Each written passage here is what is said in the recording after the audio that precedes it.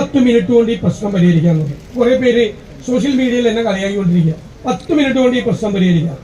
ഞാൻ നിങ്ങളെ സാക്ഷിയാക്കി ഈ ദേവാലയ മുറ്റത്ത് നിന്ന് ഞാൻ പറയുന്നു 10 മിനിറ്റ് കൊണ്ട് ഈ വിഷയം പരിഹരിക്കാൻ പറ്റും.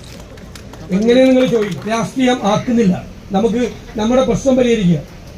എന്നിട്ടാണ് 2021 22 കരം മേടിക്കണ്ട എന്നും പറഞ്ഞിട്ടുള്ള ഒരു ഉത്തരവ് കൊടുത്തത് അല്ലേ?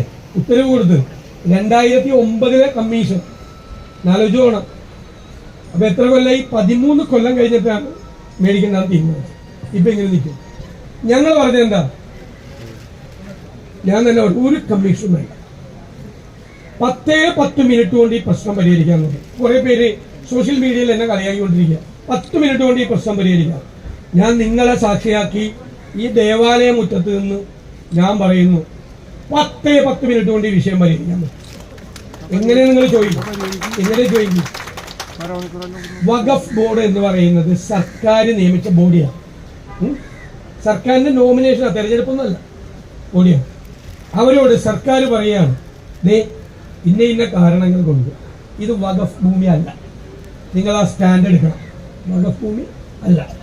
എന്നിട്ട് നിങ്ങൾ പുറത്തു വെച്ച് എല്ലാവരുമായിട്ട് സംസാരിച്ച് ധാരണ ഉണ്ടാക്കി നിങ്ങൾ നേരെ കോടതിയിൽ കൊടുക്കണം.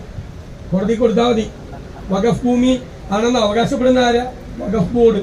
വഖഫ് ബോർഡ് അതല്ല എന്ന് പറഞ്ഞാൽ പ്രശ്നം തീർന്ന്. മനസ്സിലായില്ല? ഈ കേസ് കൊടുത്ത ആളുകളുമായിട്ട് സംസാരിക്കാൻ പറ്റിയ ആളുകളാണ് ഇവരെല്ലാം. കാരണം അവരുമായിട്ടാണ് നല്ല ബന്ധമുള്ളവരാണ് ഈ കേസ് കൊടുത്ത ആൾ. ഞാൻ പിന്നെ പറയാം. മനസ്സിലായി? 10 മിനിറ്റ് കൊണ്ട് കിട്ടും. ഇനി ആർക്കെങ്കിലും സംശയമുണ്ട് ഈ 10 മിനിറ്റ് ഞാൻ പറഞ്ഞത് എന്താണ്? കർണാടകത്തിൽ ഇതുപോലെ വഖഫ് ബോർഡ്, ഇവിടെ കോൺഗ്രസ് ഭരിക്കുന്നത്, സിദ്ധരാമയ്യാണ് മുഖ്യമന്ത്രി. നേരത്തെ വഖഫ് ബോർഡ് കർഷകർക്ക് നോട്ടീസ് അയച്ചത്. അപ്പൊ അവിടെ ഒരു മുഖ്യമന്ത്രി ഉണ്ട്, നിസ്സാര മുഖ്യമന്ത്രി ഒന്നുമല്ല. അദ്ദേഹം പറഞ്ഞെന്താന്നറിയാം? ഈ വഖഫ് ബോർഡ് ഈ നോട്ടീസുകളെല്ലാം പിൻവലിക്കണമെന്ന് മുഖ്യമന്ത്രി കർഷകർക്ക് കൊടുത്തിരിക്കും. ഒരു കർഷകനെയും വഖഫിന്റെ നോട്ടീസ് കൊണ്ട് കുടിയിറക്കാൻ പറ്റില്ല, അത് വഖഫ് ഭൂമിയല്ല, കർഷകന്റെ ഭൂമിയാണെന്ന്. എന്താ ചെയ്ത് വഖഫ് ബോർഡ്? എല്ലാ നോട്ടീസും പിൻവലിച്ചു. ഒരു പ്രശ്നമില്ല, ഒരു കേസും ഇല്ല, അത് കർഷകരുടെ ഭൂമിയായി മാറും.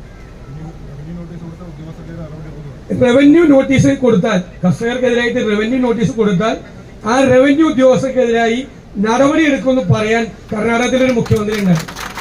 10 മിനിറ്റ് പോലും എടുത്തില്ല, ഒരു കത്ത്, ഒരു ഉത്തരവ് ഇറക്കിയുള്ളൂ മുഖ്യമന്ത്രി. മനസ്സിലായ? വലിയ പ്രശ്നം.